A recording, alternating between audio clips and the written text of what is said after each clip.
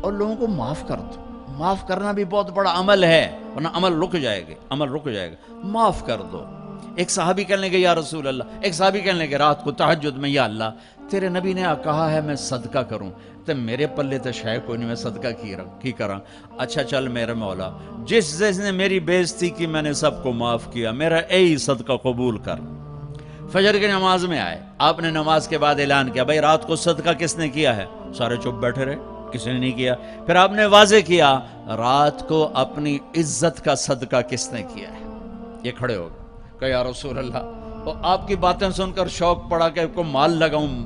مال تھا نہیں، میں کہا چل میرے مولا میں اپنی عزت دے صدقہ کرنا. تو میرے نبی نے فرمایا تیرا اللہ نے قبول صدقوں میں لکھ دیا ہے یہ عمل.